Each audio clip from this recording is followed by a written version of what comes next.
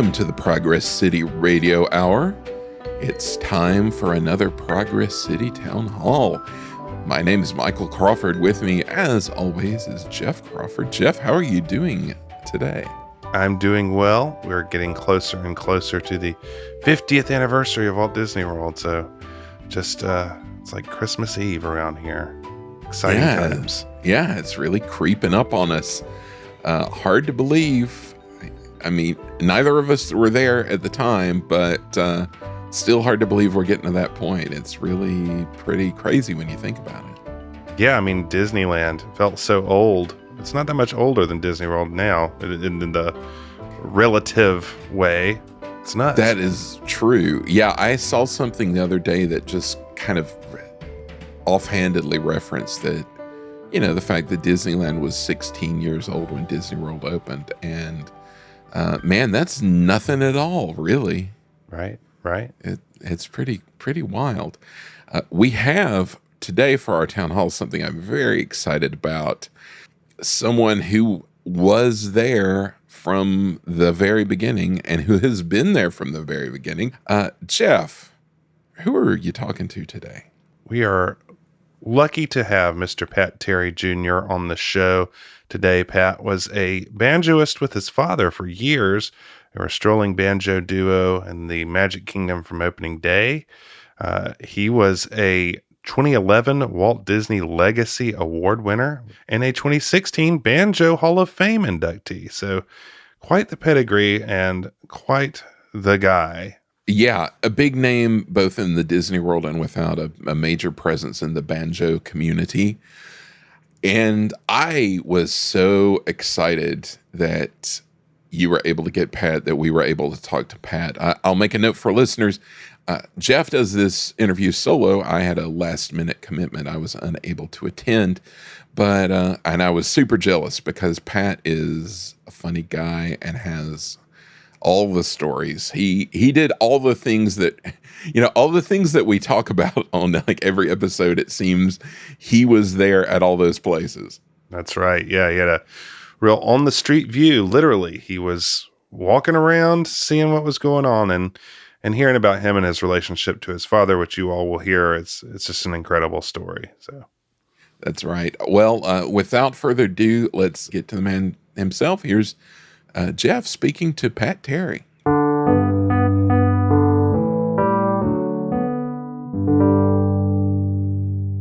If you've had a chance to listen to our Bay Lake episode, you heard our chat with Pat Terry about his time as a banjoist at Fort Wilderness and the Hoop-Dee-Doo Review. We have the pleasure to welcome Pat back to the podcast to discuss some other parts of his career. Welcome back, Pat. Oh, thanks a lot. Great to be with you, Jeff, here. It's great to have you. You come from some pretty good musical stock. Your father was a banjoist and his family was all fairly musical.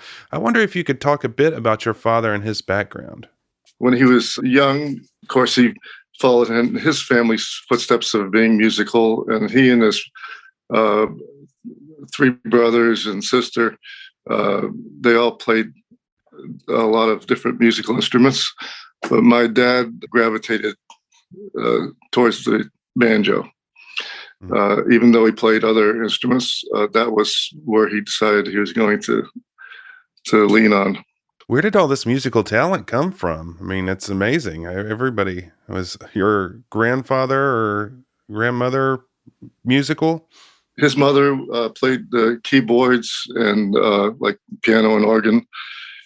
And his dad played violin, or should I say fiddle, because, you know, back in those days, they used to have square dances, and all of the kids would get together and make a lot of music in that old barn. So then, well, it came along where he had an opportunity to audition for Major Bowes. Major Bowes was the predecessor of the Ted Mack Amateur Hour.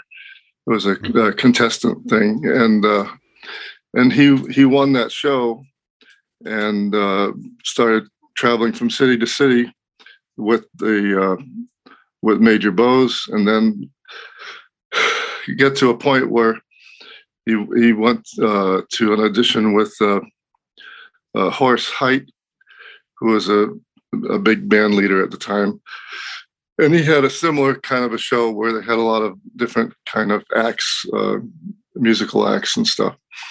And Horace Heidt was so impressed with his performance. He said, I want you to go home and quit your job because you're traveling on the road with me. Wow. So that was a pretty interesting moment. Yeah. So he did. So he went on the road, traveled with Horace Heidt. He actually played in, I think it was over 500 cities in the United States. Wow. In that 5 years that he was associated with him. I didn't even know there was 500 cities in the United States. But anyway. Right. Yeah. I mean, that was kind of a transitional time for show business. You're coming out of vaudeville and moving into, it's kind of vaudevillian though, these reviews. Sure. But Major Bowes, Horace Heidt, I know my brother's going to be upset that he didn't get to ask about Dick Contino, which your dad also played for. It seems like he made his way around the country, as you said. Did he ever tell you share with you what that was like, the kind of touring life at that time? Let me just tell you about Dick Contino. Dick Contino was one of Horace's star performers as well. And he was actually usually my dad's roommate as they were traveling around the country. So they were good friends. And then as the show progressed, and Horace sent out different troupes to do the same type of show, but kind of like spread it out, with different talent. So Dick Contino was one of the people that he chose to host that same type of show and sent them out. And my dad played a lot of shows with Dick Contino too. Well, I imagine 500 towns in America, you get to some pretty small places. I bet there were some interesting experiences along the way. Yeah, there's a lot of stories that he told. I'll just tell you the one that sticks out of my mind. He was living in Connecticut, so he had to fly from Hartford to New York City. And it was his first time in an airplane. He had a light gray suit, I guess, that his mother bought him. And that's all he had. He had his banjo and he was wearing his suit. Wow. And he had a fountain pen in his pocket. And as he was on the plane, he was writing, like a letter or a postcard or whatever back home to his family. And because of the pressurization in the plane, the pen malfunctioned, and he ended up with ink all over his nice light gray suit. And he was on the way to do, a program. So that was a funny story. I know I left out a lot of details, but he eventually did get the suit special dry cleaned when he got there, and everything was fine. But there's just tons of stories like that, little things that are funny. That is traveling light right there. Just take your suit and your banjo. I always used to think I was traveling light when I went on tour. That's a new level. But for some time, your father would come back off the road when you and your siblings are fairly young, and you usually don't hear that narrative that often. I really admired him when I heard that story. Well, my oldest sister is 10 years older than I am. And my next older sister is 6 years older than I am. So I was the baby of the family. And he was on the road from pretty much when they got married in 1939. He went on the road, and he would travel a lot, come back home, travel a lot, come back home. And some people would say, well, if you're traveling, how can you have like kids? He says, well, I came home for that. But so when I came along, he finally decided to settle down. I think he had enough of the back and forth and the traveling thing. So he settled down. That was 1950. And he started playing, he was playing clubs, nightclubs and different types of shows, mostly in the New England, New York area. So he did that for years. And then when I came around, I started trying to play the banjo around the age of 6. And of course, the coordination is not quite there just yet. Right, right. But I used to get up from bed when he came in from working at a club or something at 2:00 in the morning, and he would make breakfast for us, and we'd have some time there in the wee hours of the morning to chat. And then as the time progressed, I guess I was about, it must have been just maybe a year or so when I got my fingers said, "Hey, I want to play this thing." He told me, whatever you do, don't touch my banjos, because you're talking about a 6-7-year-old kid and you get very expensive banjos. Sure. I mean, 2 of his major instruments are in the Banjo Hall of Fame on display. Wow. So I mean, these are not Sears and Roebuck banjos. So he said, "Don't touch them." So guess what I did? I started touching. I mean, you tell a kid not to touch something, that's a recipe to get him to touch it, really. Right. Well, he was pretty smart with his reverse psychology, because he really treasured that musical relationship. And I know he wanted me to do what he was doing, as a lot of parents do that. But we were living on the 3rd floor of an apartment, and you had to be quiet at night. You couldn't start whacking at the banjo at 3:00 in the morning, right? Right. So what I did is I took a piece of cardboard. He used to have his shirts cleaned to perform, and they would come back folded over a piece of cardboard. So you had a big stack of these cardboards. So I took one of these pieces of cardboard and cut it the shape of a banjo fretboard, the fingerboard. Huh. And I put little lines on it, and I snuck into one of his banjo cases and marked all the markings on the fretboard and everything. And he was trying to test me out, I guess, because he had said to me earlier that day, "I'm going to write out this song. It's called Bye Bye Blues. And here, you learn that and then come back to me and I'll show you something else." Huh. So he took off to play at the nightclub. And while he was gone, I took my little cardboard fretboard out, and I practiced on the cardboard fretboard silently. Wow. And you're reading music he's written out? Is that what he's right. Just written out the tune? Okay. So wow. So he came back. We came back home that night, or rather early in the morning. I got up and I said, "Well, I got it." He said, "You got what?" I said, "Well, I learned the tune." He said, "Okay, well, show me." So I just fingered it on the banjo, but didn't strum it.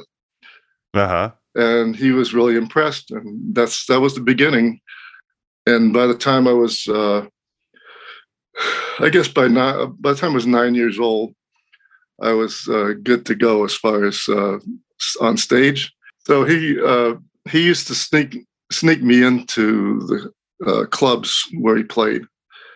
And of course, the what they call the blue laws up there in Massachusetts were very, very strict as far as child labor.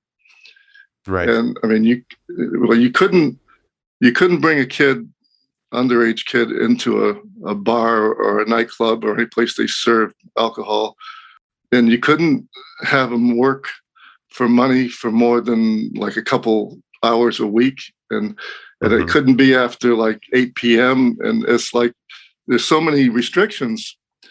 It was a good thing that he was friends with the cop at the door. They used to have a cop at the door, right? To check out the people when they were coming in, sure. And so he knew what was going on, and the cop at the door would just conveniently look the other way, And when he was about halfway through his show, he would say, okay, I've got my son out in the parking lot in the car, and he's been playing a little bit of banjo. Would you like to hear him play a song? And of course, everybody cheered, and he ran out and brought me in. I went up on stage, and played my little heart out, and that's really how I started on stage. That's incredible. What was it like being on stage at that young of an age for you? Well, when I was younger, probably around 5 years old, I remember being in the back of a theater that he was playing a show at with my mom, and I was standing up on the chair to see him over the crowd. And, my mom was always his biggest proponent. And she would say to me, look at your daddy up there. Doesn't he look sharp? Look at that nice suit he's wearing. And listen to the people there, how much they're applauding and stuff. I really got suckered into that because I like the idea of people applauding, right? I think everybody does. Of course. Yeah. So when I finally got on stage myself, it was just like I had it in my mind, this is what you do. Right. So I did it. Yeah, I guess it's been pretty normalized in your family. That's amazing. Now, another place your father played in those days was a place called Pleasure Island, yes, an amusement park in Massachusetts, and he played with the Three Stooges one time. I wonder if you could tell us that story. Right. Pleasure Island was in Wakefield, Massachusetts. It was a short-lived park. I think it went from like 1958 to 1960. So somewhere along in that line, 1959, the end of that or whatever, they had different, star performers come through and do shows. And this time the Three Stooges were the ones.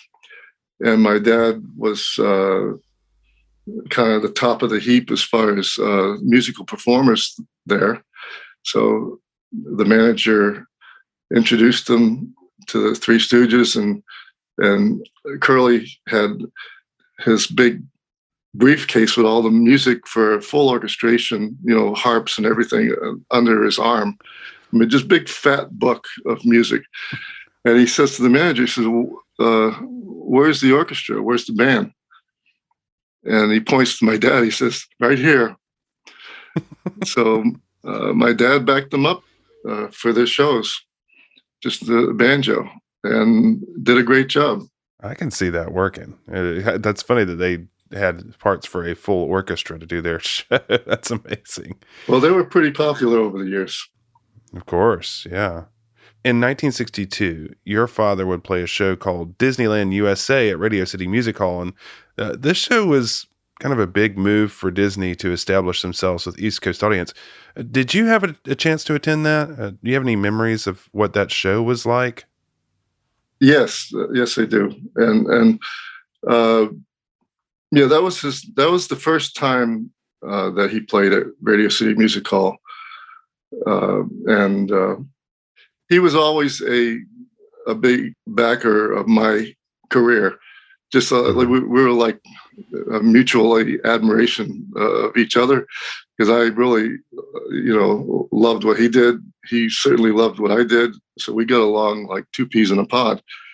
And he was always pushing, if you have an opportunity, take it. If you get to do this, do this. And he used to tell me, wherever you go, make sure you take your banjo with you. Even if you don't think you're going to need it, you have to have it with you. So when he went to Radio City to do the Walt Disney show,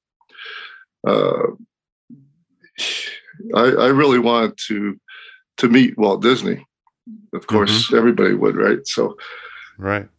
The first week of the show, I think the show went for about 6-7 weeks. It was the Easter show, so it was a big production. And the first week of the show, Walt Disney personally did the voiceover on the montage of movie stuff that they had on the screen. And he actually he spoke for like about 8 or 10 minutes live. But that was only the first week, and then after that, he went back to California. Sure. But I couldn't be there the first week. Oh, no. I was 11 years old. I was still in school, and he had arranged for me to be on the Ted Mack show simultaneously during that same exact period of time that he was playing at Radio City. So he said, well, you're coming up next week anyway. So we hoped that Walt would stick around for more than a week, but alas, he did not. And but that's okay. Oh, that's a shame. I ended up a few blocks down the road at CBS Studios doing the Ted Mack show, which was my first network show. Right. And I mean, that was a big show. And what was that experience like for you? It was, for an 11-year-old kid, doing a network show is even more gut-wrenching than doing a nightclub stage. Yes. So it was pretty intense. Right. But that was, and then over the years, from 62 up to 71, if you can believe that, we ended up both playing several times at Radio City. We played it together. We played them individually. And the last time we played there was actually in February, I believe, of 71. So think about it. I was playing at Disneyland in California in 1970.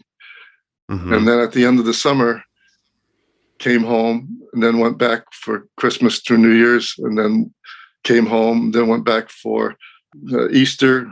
And then, so the thing didn't really get fired up with Disney World until they opened in October 1st of 71. So even so, I was between jobs at Disneyland and Disney World, and I was at Radio City. So interesting story. At that time, I was okay. So the time before that was that we played there together was 1968, 3 years earlier. So I was a senior in high school, and it was getting close to that time that he had to play at Radio City. And he says, "I'm going to ask you something, and you can either way you want to do it is fine with me." He said, I know you got your senior prom coming up, and it's at the same time as I'm going to be playing at the music hall. He said, if you want to play there together, we can arrange that. We can do that. He said, but I don't want you to miss out on your senior prom, but that's the deal. Either you want to do it this way or you want to do it that way. So reluctantly, not really reluctantly, but looking back, it's always kind of weird to say, oh, I missed my senior prom. But I did. I went to Radio City with him, missed the senior prom, and that was really a growth time in my career, because that was right on the edge of going to Disneyland and then Disney World, and here I'm retired. Right.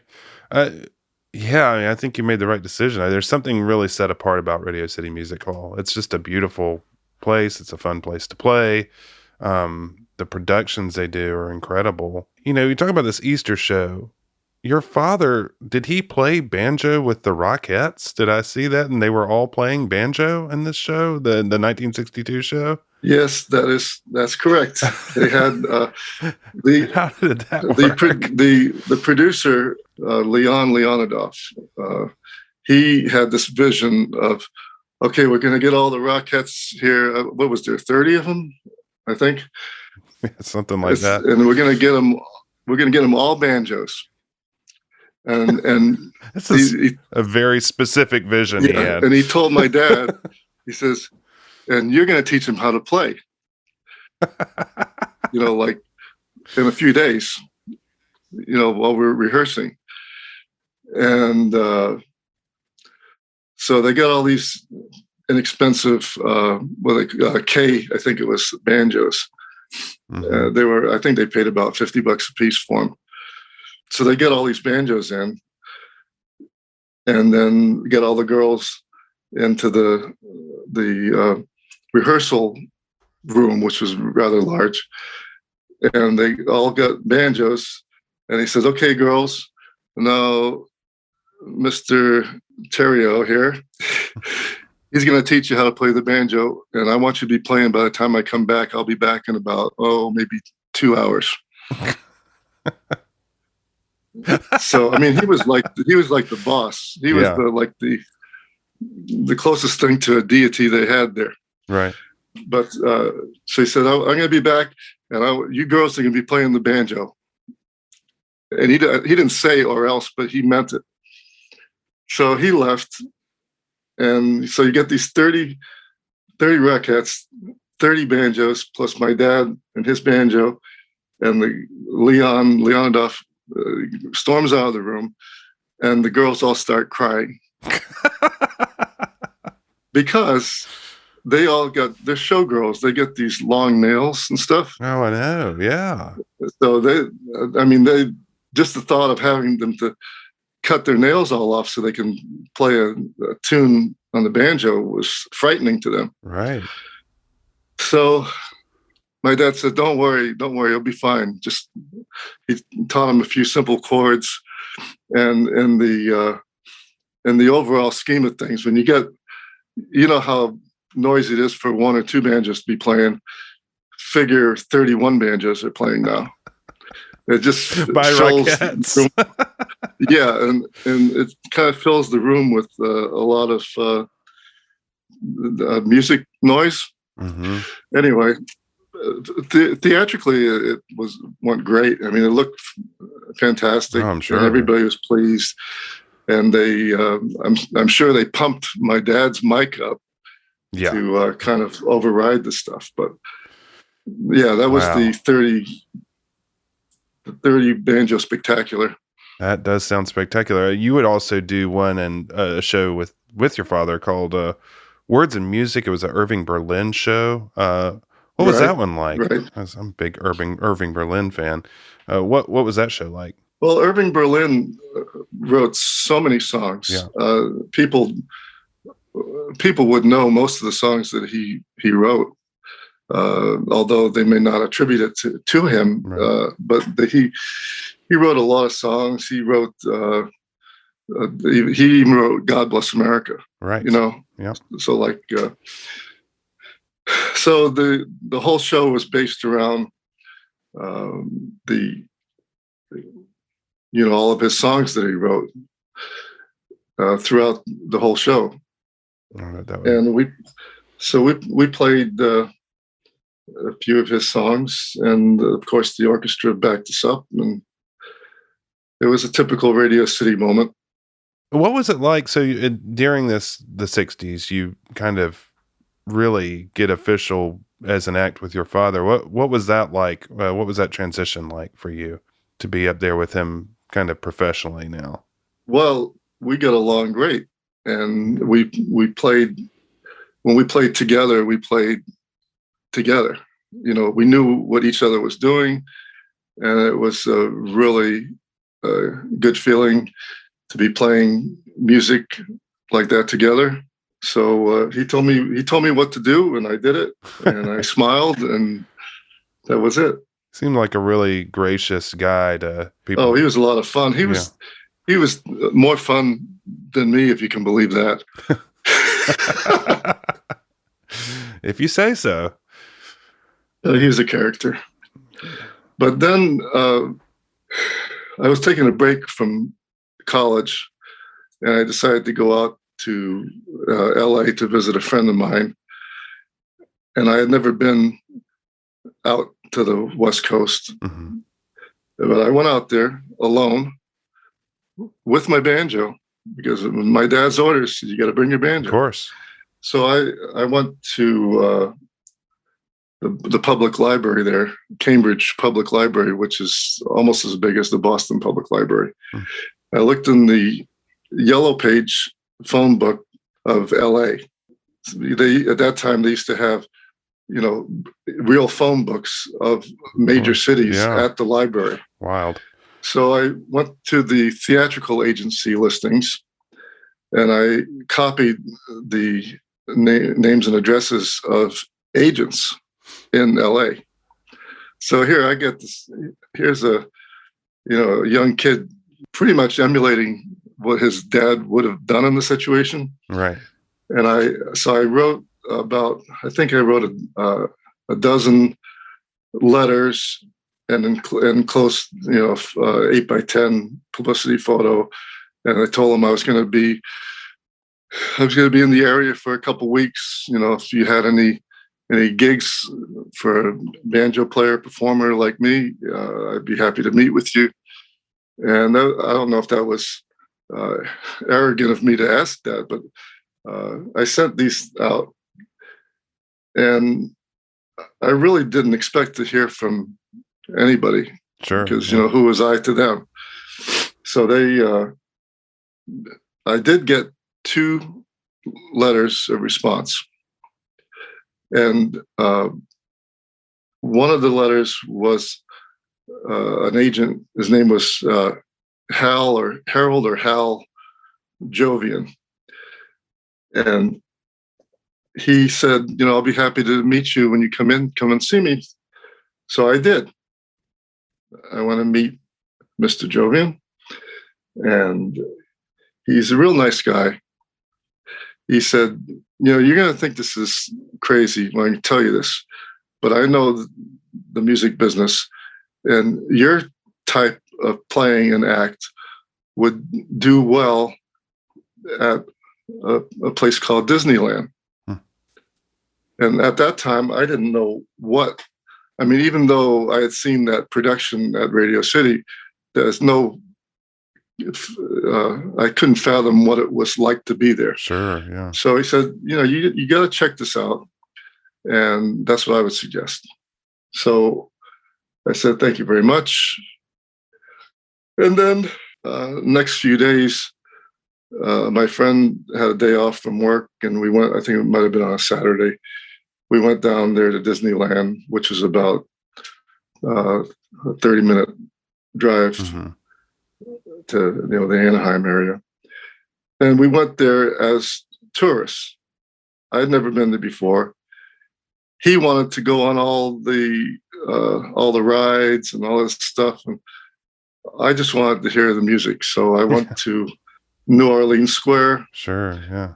And I had my banjo with me. So I left. Okay, so Teddy Buckner was playing at New Orleans Square, and I listened to him all day long. Was he the Royal Street Bachelors? Was that? Bachelors. Yeah. Right. With the Jewel Hall was the female singer, and that was such a spot on thing for me. That band and that type of, like a Louis Armstrong type trumpet player. Right. So anyway, had a good time, and on the way out in the evening, I left my business card with City Hall. Oh yeah. I don't know what a young kid is thinking, right? Yeah. So I leave my card here. I just leave this here. I don't know who you would want to give this to, but whatever. So the next day, I was poking around in LA and came back to my friend's house, and the phone was ringing.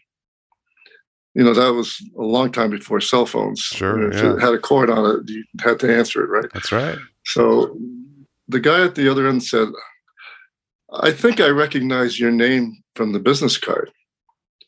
I said, how's that? He says, well, I remember Pat Terrio playing all these shows and Horse Height and all this stuff.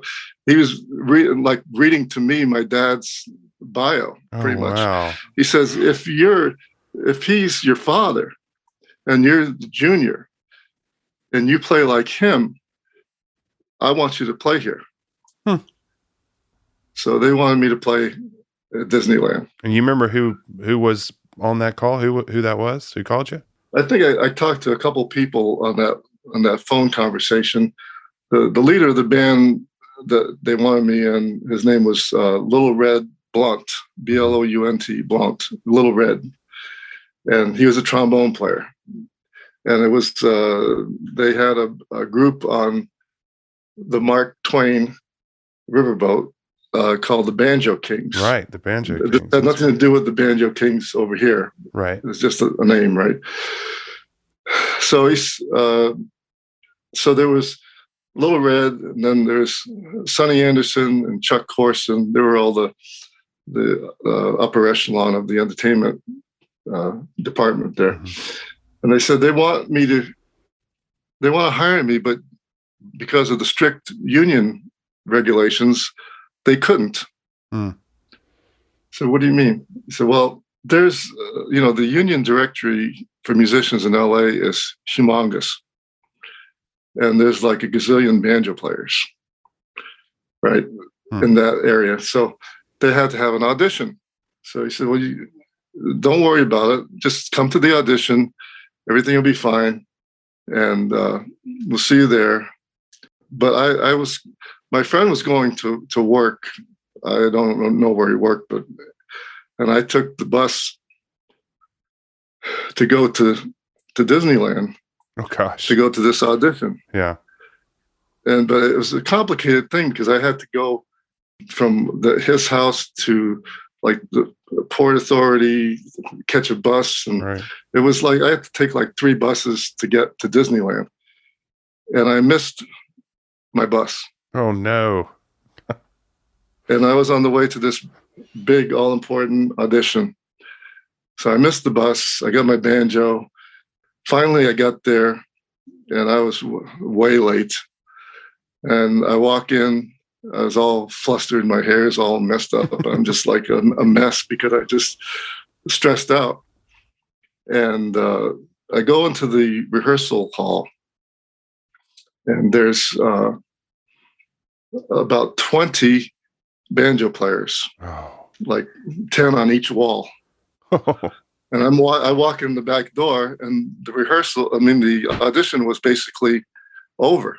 Everybody had played. And they were ending the audition, and I storm in the back door like, oh, here I am. And the guy says, just take the banjo out of the case and let's hear you. Oh, so man. I took it out, and I did all the tricks, played behind my head and upside down, inside out, and just gave it my best.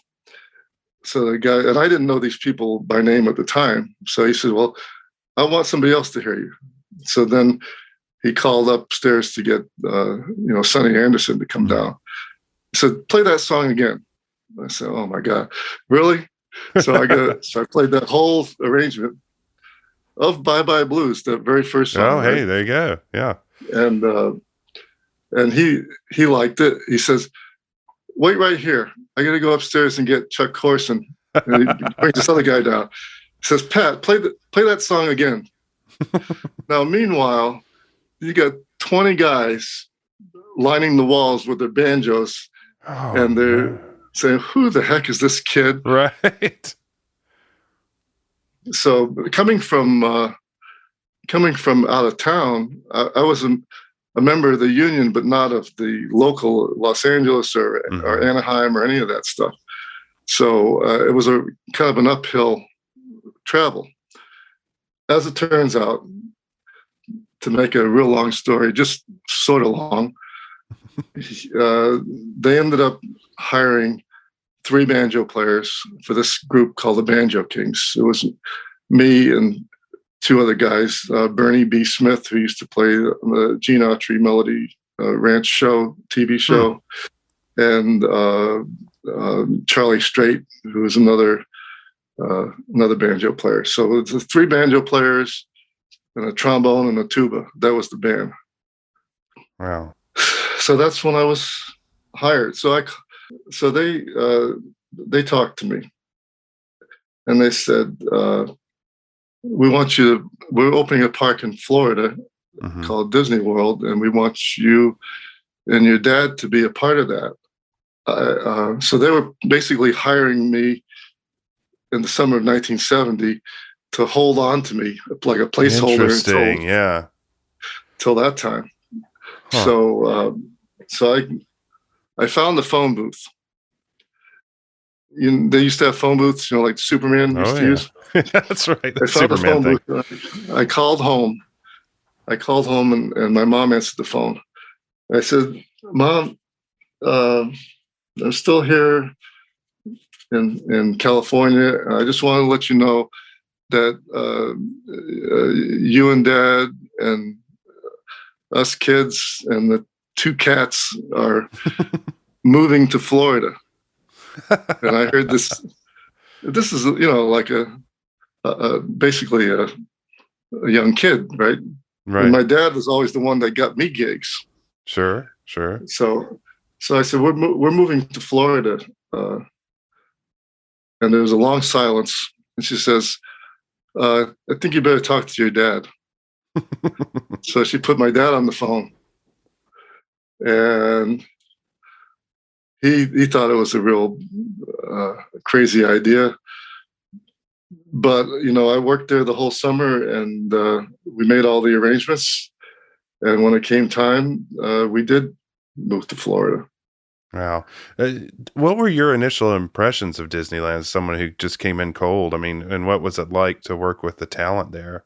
I love entertainment and music so much that it was just like a utopia for me. It's just so many great people.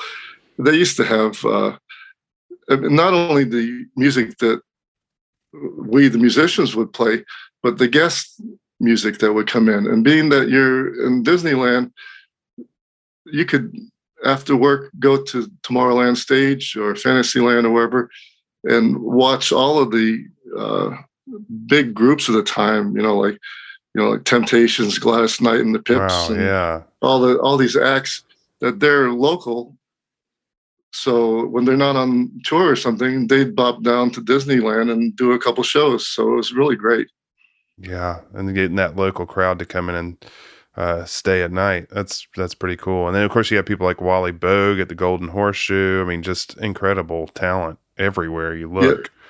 Yeah. And, Wally Bogue was in that original Disney show in 1962 at Radio City. That's right. Yes. He was part of that too. So that's the first time I saw Wally.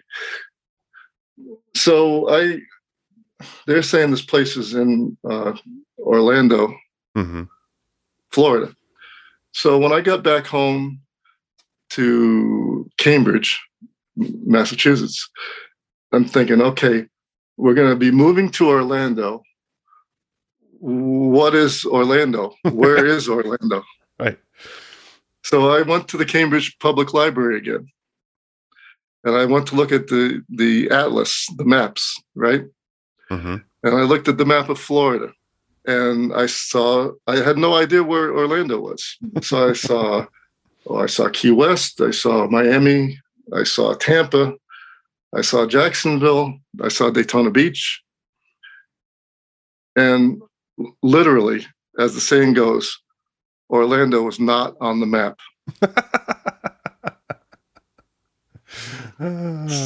So it took me a while to figure out where it was, but it was pretty astounding. That's amazing. Yeah. They definitely put it on the map. That is really funny. Well, speaking of, when did you all arrive to Orlando once you found it on the map? When did you arrive, and what was property like when you got there? We started actually a week before the park opened, October 1st. So I believe it was like maybe the 24th September that we started. And they had a soft opening for the 2 weeks before the opening. All of the employees, the contractors and their families, the people that basically built the park. Sure.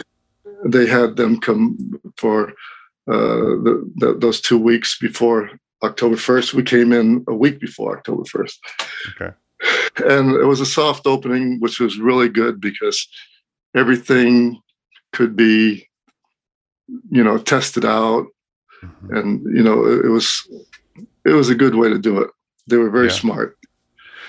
And so I had no idea what this place was going to be like, because if you've been to both parks, they're pretty dissimilar in a lot of ways. Right. The size and different things. So we arrived by plane.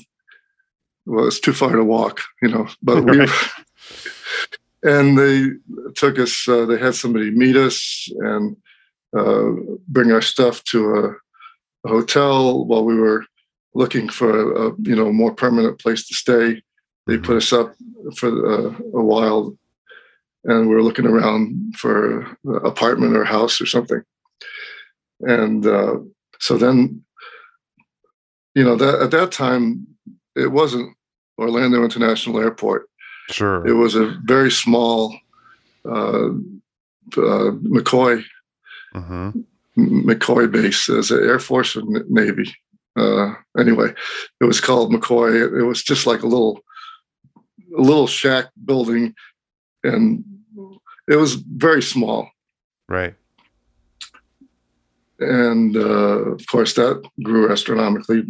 Oh, gosh, so then they said, "Well, we're going to bring you down to the park and have you, fill out the paperwork and all this stuff." So we did, and the park itself was looked nice, but the employee parking areas and the administration buildings were basically in trailers. Right. So it was a little, it was the beginning, but it was a great beginning. Yeah, you had to drive through the woods to get there forever. I mean, gosh, I imagine your father really had to be like, "What's going on here? What gig did you get me signed up for?" Yeah, right. We when we landed at McCoy, it was love bug season, and we go out, and they didn't have jetways that you walked into the terminal building, right? Because there really wasn't either of those. There wasn't much of a terminal building, and there certainly wasn't any jetways. So you have to walk down the steps, across the tarmac, and out the front door of this little, whatever it was, Quonset hut. And we opened the door, and it was like raining or snowing love bugs. Oh, gosh. And they were like swept into piles, like drifts of snow would be in piles of snow drifts. Yes. And my dad looks at me and my mom, and the first thing he says, "Let's turn around and go home." Because it freaked us out. It's like raining bugs. Right. Oh my gosh. So then when we did go to see where we were going to be performing, they said, well, the boat, they were going to have us play on the Admiral Joe Fowler riverboat in Liberty Square dock. And it wasn't ready just quite yet. In fact, it really went into service, I believe, October 2nd. But we played the entire week before that anyway, and there was no boat. They said, well, we'll figure this out. Just for now, we'll just bring you to the boat dock, and you can play a set there and feel it out. So they take you through. I don't think it's a big secret that Disney has tunnels. Right. I think anybody knows that now. But in fact, the tunnels weren't dug under the park. The park was built on top of the tunnels. But that's a whole other story. That's right. So they take us in the Fantasyland side behind the castle into the entrance of the main tunnel to go to Liberty Square.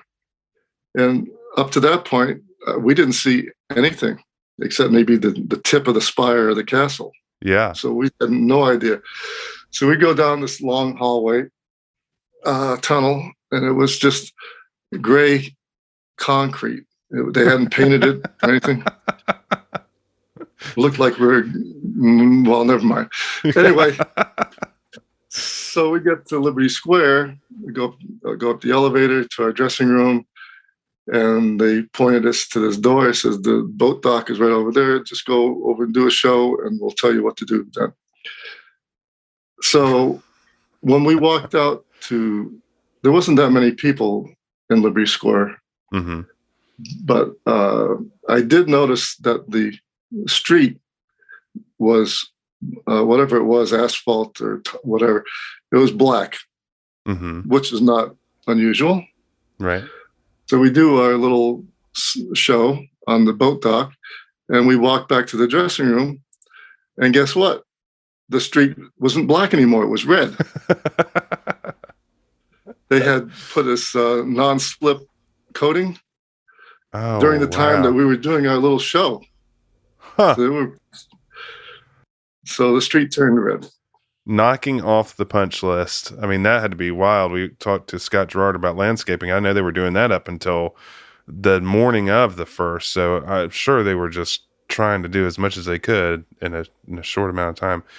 So who were some of the folks involved in the entertainment department at this time that were in charge of you and your father and telling you what to do? Well, Sonny Anderson, one of the guys that had me play Bye Bye Blues 3 times. He came over from Disneyland and was at Disney World for quite a while. So he really helped spearhead the organization of the entertainment department. And he was a professional musician, talent booker. He was a really, really nice guy. He's the one that told me at Disneyland, he says, listen, Pat, he says, you got to go back to college. We'll hold the job for you. It'll be here when you graduate. Oh, wow. That's incredible. And I said, I think I'll take the job. So I did. Was it a pretty close-knit group, the entertainment group, or did you all just kind of go out on your own and just do your thing? I mean, did you all friends with anybody in the department? We made a lot of musician friends there. And the one that sticks out in my mind the most is a really, really fine ragtime pianist, Randy Morris. Yeah. And so I've known Randy since 1970 from Disneyland, and we both and plus my dad moved to Disney World. But yeah, he's still one of my best friends ever. And he's still playing, and that was good. So you obviously played with your father. Were you involved in any other ensembles early on at Disney? It was basically the strolling banjo duo, me and my dad. We played in Liberty Square and Main Street and Frontierland. But I want to tell you about that. When we came back from the boat dock on that show, when I said the street was black and now it's red, remember I said they were going to tell us what to do. Right. Oh, yeah. They said, well, the boat is not quite ready. So like for the next week or so, they didn't know what to do with us at the time. So just play the transportation. So what does that mean? That means we played on all the transportation. We played on we played the buses. It was at our discretion, whatever we wanted to do. So we played all the monorails. We played the trams. Oh, wow.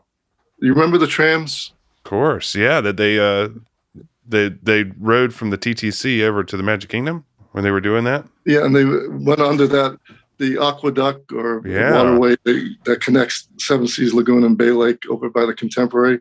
You go underneath the water, and it's only a 2-lane road, 1 lane each direction.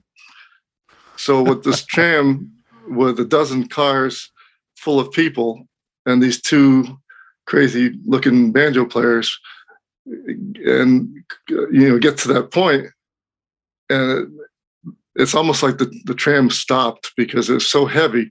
Yes. It labored to get back up the other end. And of course, there's a line of cars behind us that were not, I don't think they were real happy about that, but whatever. So we played the banjos there. And we even played the security boat on the lake was Friendship One. Mm. And we got along good with those guys. And they used to take us out for a little personal cruise. And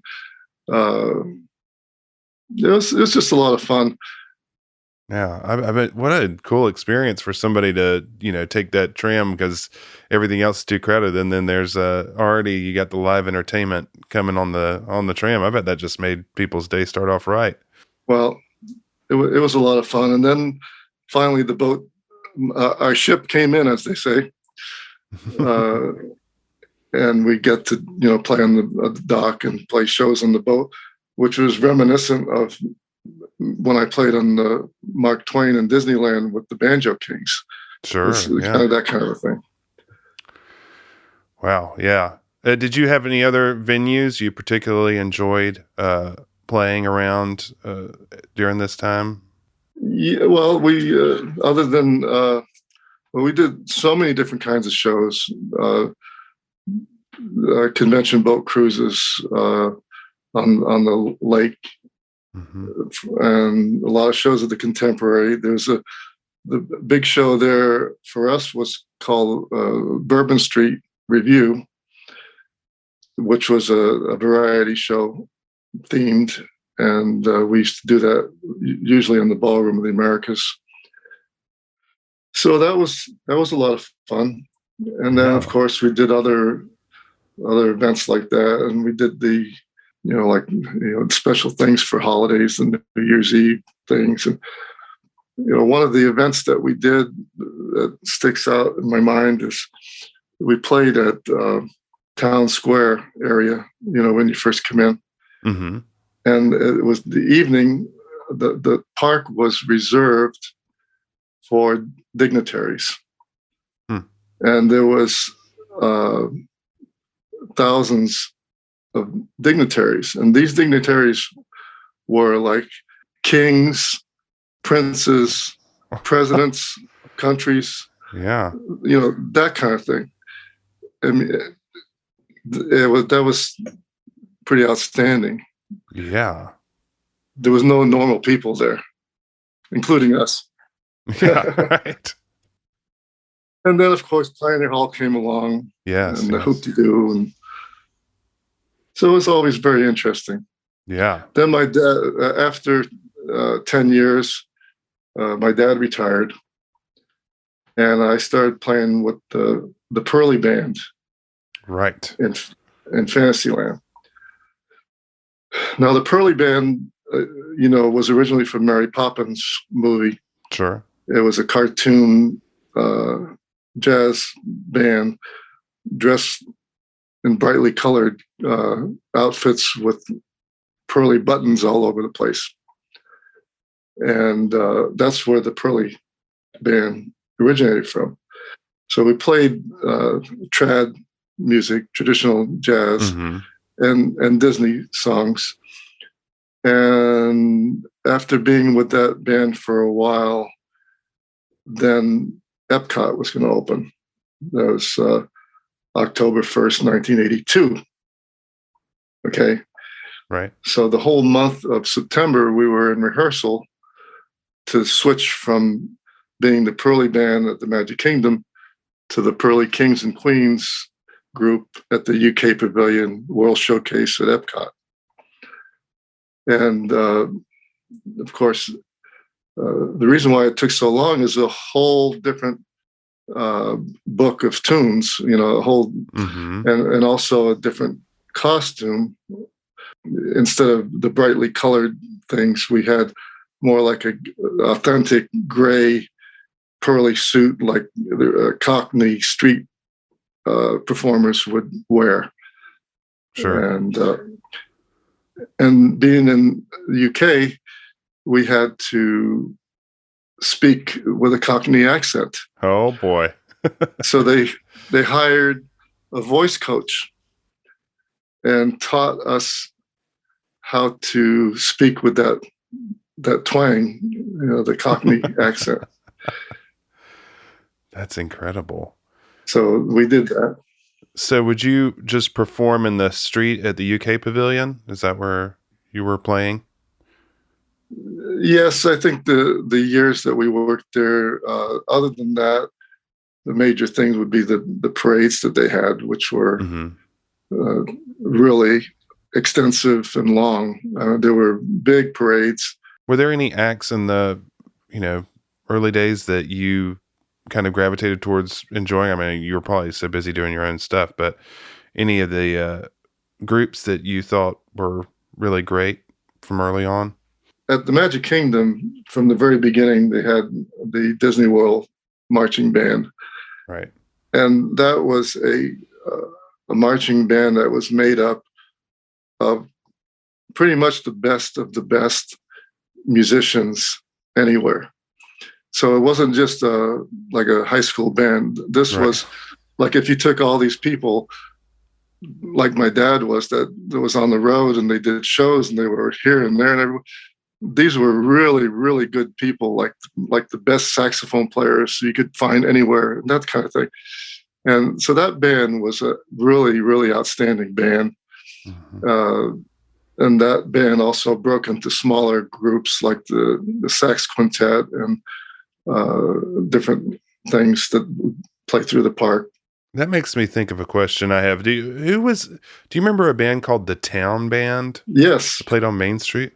Yes. Who was that? I can never find any information about that. I actually posted a video of a song that they did. There was a few people in addition to some of the people that were in the Pearly Band.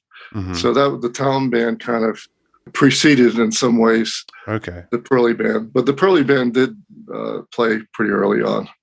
It seems like a lot of these early Disney World acts became kind of Orlando fixtures at that time. I mean, there's like groups like Saltwater Express that played the Polynesian. Right. Were you all getting out and about and playing in town too? Didn't really have time for that.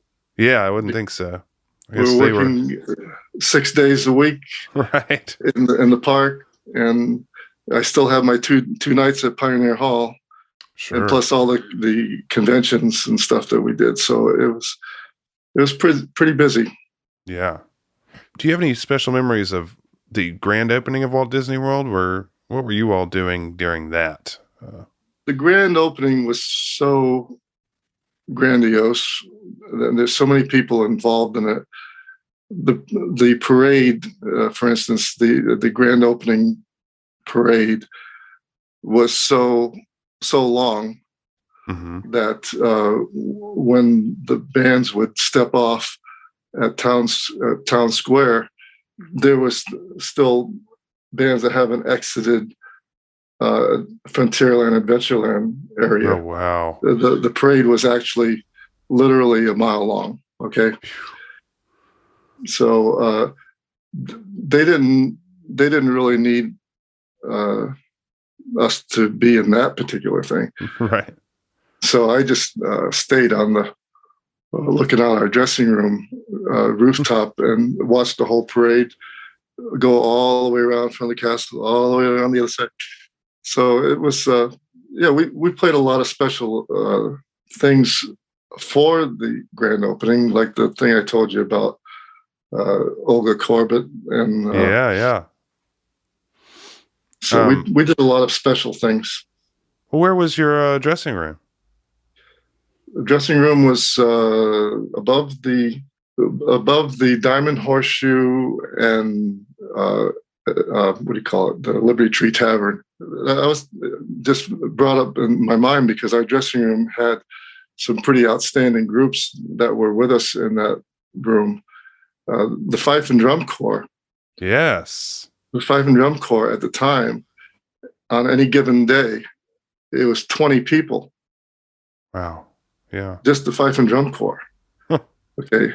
So, and then there was the really, really good steel drum band JP Oh, and the Silver Stars. yes. And these guys, they were from Trinidad, Tobago area. And they were like icons over there. Yeah. They were like, Frank Sinatra to these people. Right. There's like, but they earned it. They were really, really good players. And then there was the Diamond Horseshoe, of course, had the trio that played the show. And so and then there was the Scruggs Brothers was a bluegrass band. And then who else was there up there? Anyway, it was a lot of really good acts. Bunch of talent. Yeah, that steel drum band, and they were so good, and they would be in parades a lot as well. I've seen some footage of that. Oh yeah, the week that we went there before the park officially opened, that we were playing that week for the families, the Country Bear Jamboree hadn't quite opened yet. The doors were all wide open, and we were strolling, playing, going past it, and we could see something going on in there. So I just walked in, and this guy had a big console in the middle of the room.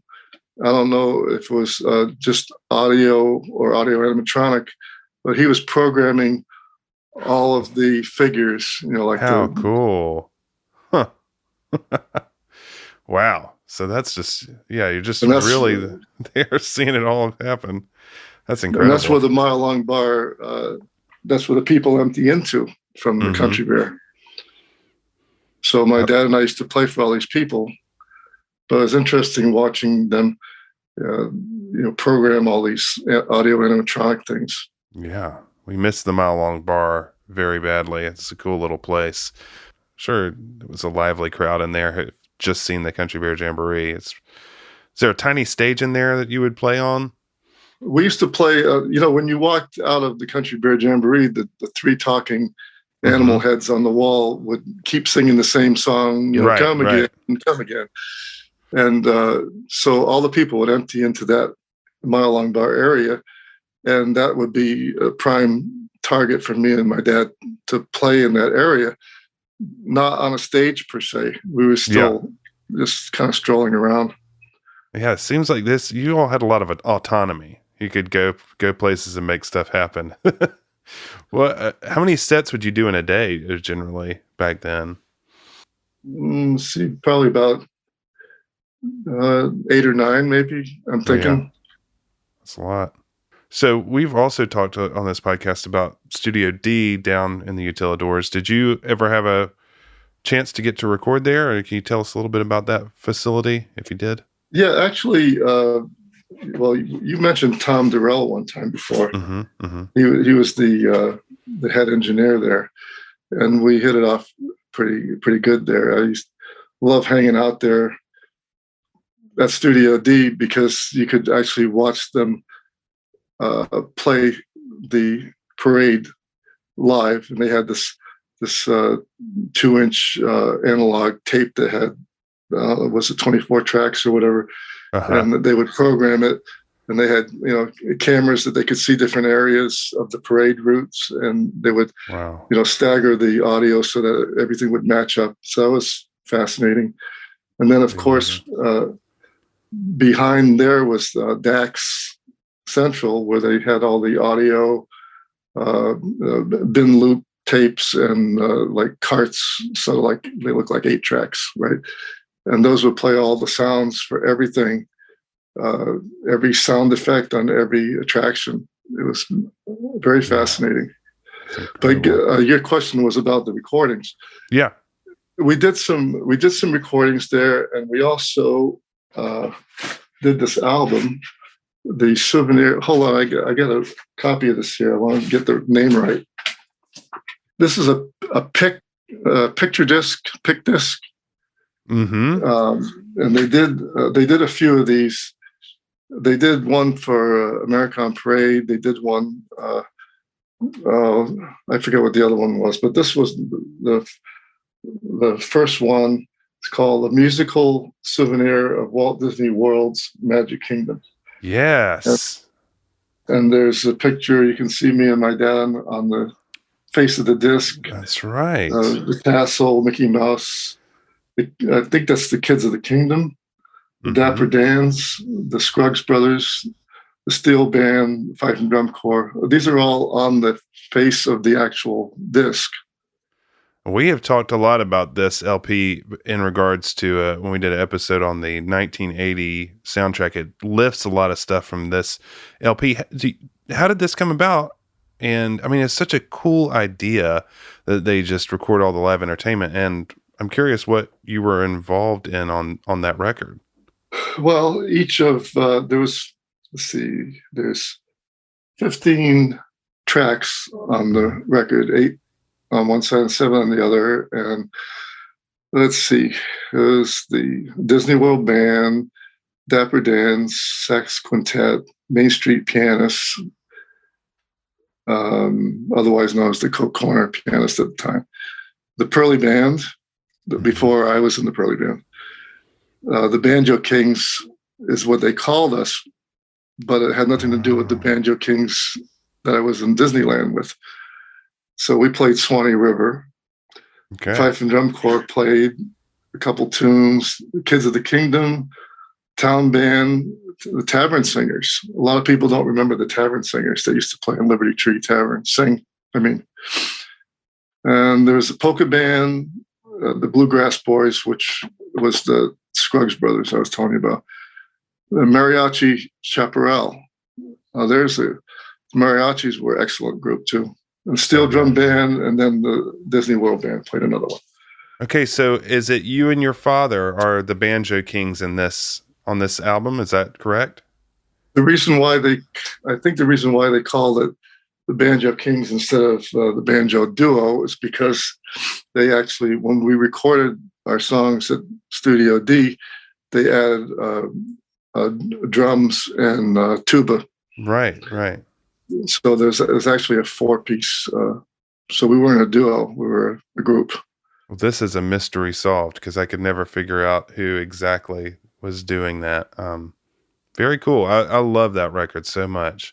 Do you know anything about whose idea that was, or how you got approached to do it?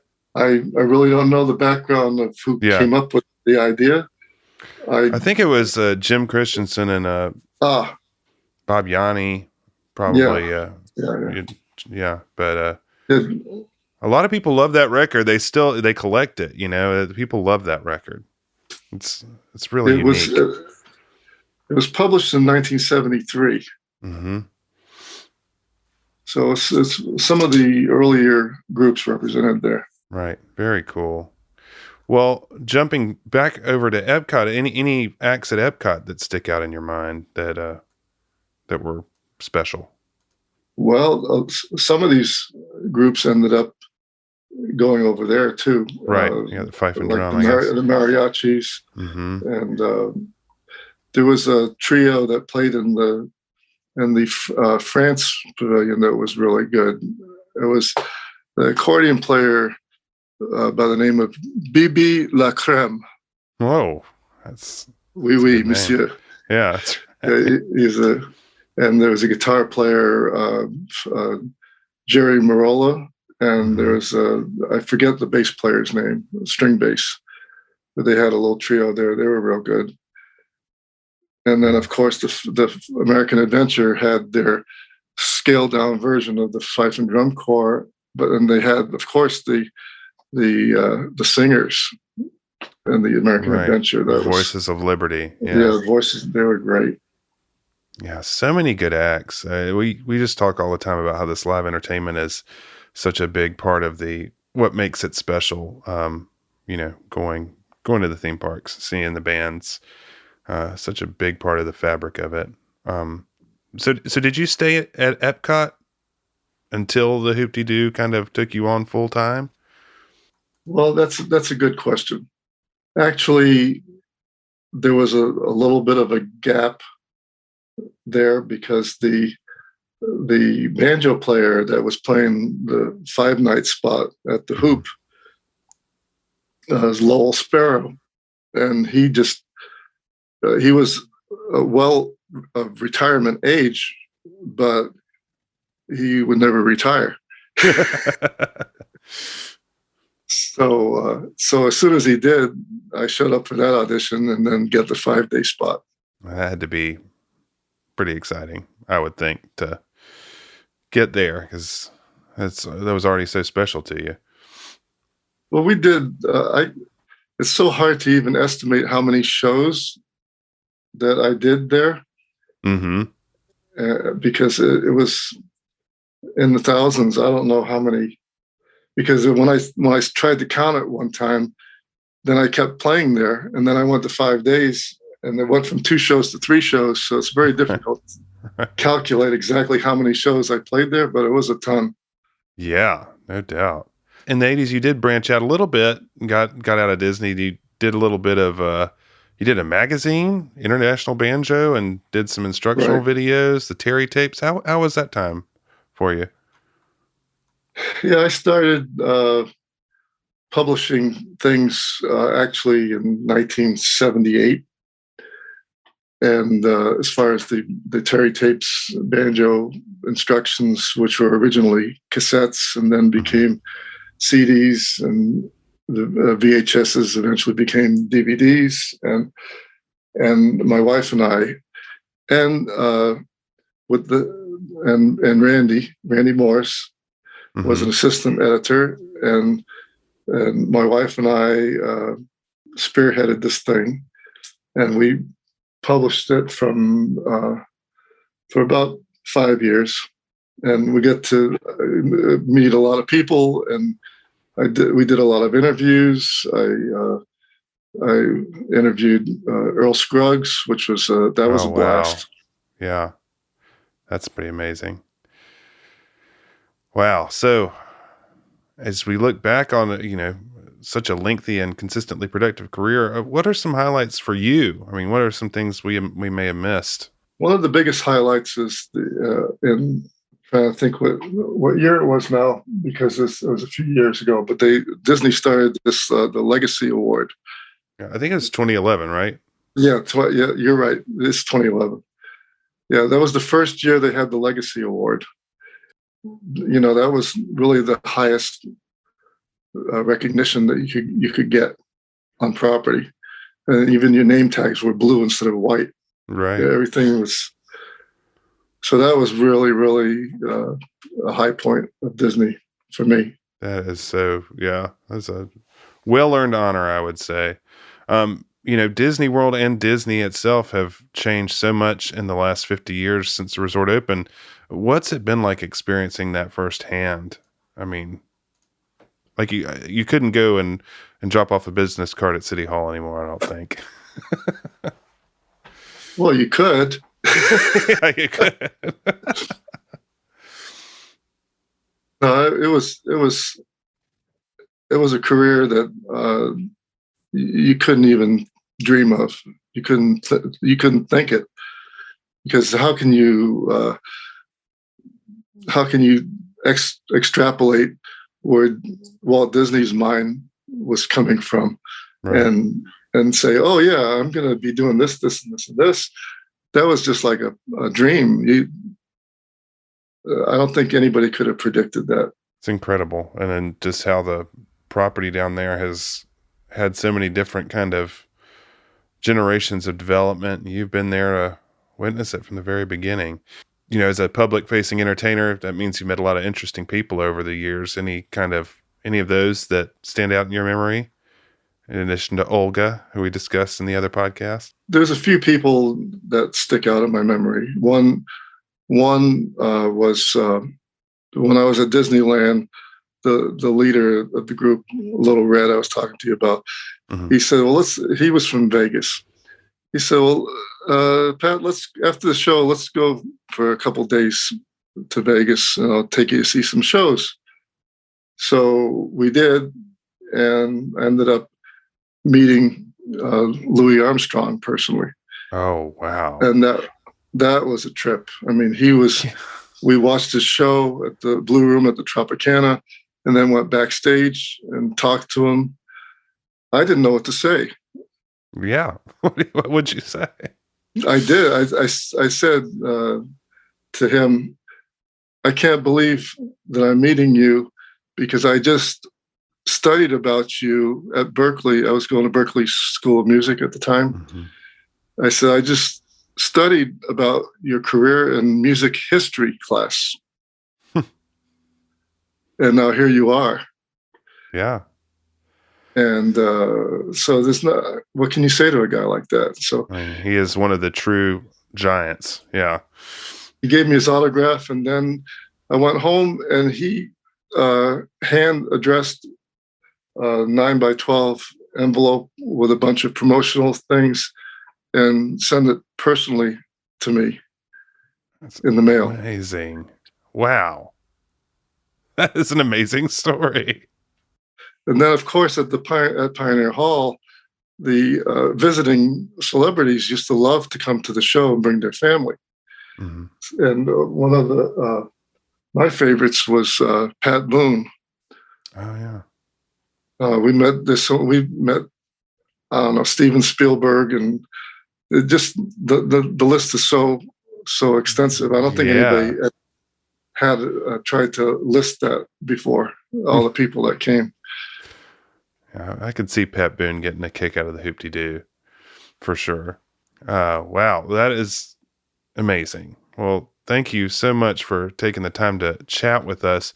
Before you leave, we always give people a chance to plug whatever they want to plug. Is there anything you want to point our listeners to? You know, everything. I've got so many. I'm not really promoting, selling much of anything at the moment. I'm retired, but I have posted a lot of YouTube videos, including the ceremonies at the Banjo Hall of Fame for me, for my dad first, and then when they inducted Disney Company the following year in 2007, and then when they inducted me in 2016. So all those videos, biographical and other performances, TV shows, stage shows, Disney shows and stuff that we did, all of that is on Mr. YouTube. So yeah, we'll have to put a link up to that in our notes. But yeah, if you look up Pat Terry on YouTube, you'll see it. Well, the thing is about that is if you type in Pat Terry, you're not going to get us, because there was a famous Christian group in the 80s. It was called the Pat Terry Group. That's inconvenient. And Pat Terry was a guitar player. Mm-hmm. And so basically, the first time I walked into a record store, and they used to have the people's names where each stack of records are. Right. There's big sign that says Pat Terry. I said, what? But no, if you put in Pat Terry Jr. or Pat Terry Sr., then you're going to find me and my dad. That sounds good. And like I said, we'll put a link to that up in our show notes so people can get there too. Yeah, there's some great stuff up on that YouTube page. And Pat, just thank you so much for sharing these stories with us and your career. We just thank you for all the good music you've given all the people through the years. Well, you folks are doing a really fine job, and I appreciate what you're doing. It's so important to let some of these stories out to the general population that would never have known it. So thank you for what you do.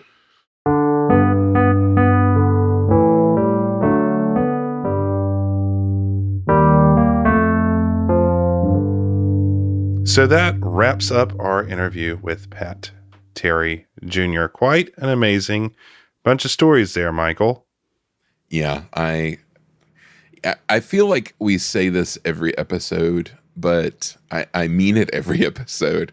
I really hope we can have Pat back for more, because I just can't get enough of this stuff. And as I said at the top of the episode, it's some of the most fascinating era of Walt Disney World history, and it's so great to talk to someone who knew all the people, who was there on the ground, and who really contributed. Yeah, it's a unique perspective, and I hope we do get to talk to Pat and maybe some of his contemporaries in the future. Michael, what is coming up next on our show? Well, next show is the big one. It's Walt Disney World's 50th anniversary. We are going to take a look back at some key moments in that history. Scroll up the old newsreels and see what was going on throughout the years. So I'm really excited to talk about it. It's time to remember the magic. It truly is. So we will look forward to joining you then. If you're interested in supporting what we do here, you can always join our Patreon, and the website for that is patreon.com/ProgressCityUSA. There's all kinds of goodies there, and we have live streams. Michael, tell the people about our live streams. Oh my gosh, my golly. Every month, participants at the silver level of our Patreon join us for a live stream event where Jeff and I have a little chat and a slideshow and maybe some video, and we just have a little historical walk down memory lane about whatever the topic of that month is. So we just take a look back and have some fun, and we have a fun group of people and have a nice little chat. It's great. Yeah, it's a lot of fun. It's a great way to participate, and we always appreciate all of our Patreon contributors. But try out a live stream if you are at the silver level, and get in touch with us on the chat. We love talking to people. Have a little rap session, a gag session, if you will. That's right. You can also be in touch with us. Our email is podcast@progresscityusa.com. If you have any, thoughts about the 50th anniversary of Walt Disney World, memories, any of that, get them in for our big show. We'd love to hear them. Also, we are on Twitter. Michael is at Progress City USA. I'm at Jeff G. Crawford. And you can always rate and review us on your podcast platform. Michael, anything else to say before we wrap up this month and head into October? No, I'd just like to thank Pat for being very generous with his time, for you for doing such a great interview. And man, it's been a year of looking back, and it's been a lot of fun and kind of got me in that warm, fuzzy old spirit. So I'm really looking forward to, looking at 50 years of the world. That's right. So stay tuned to this channel. We will be back in a few weeks to celebrate Walt Disney World's 50th. Until then, from all of us to all of you, thanks for listening, and we'll see you next time.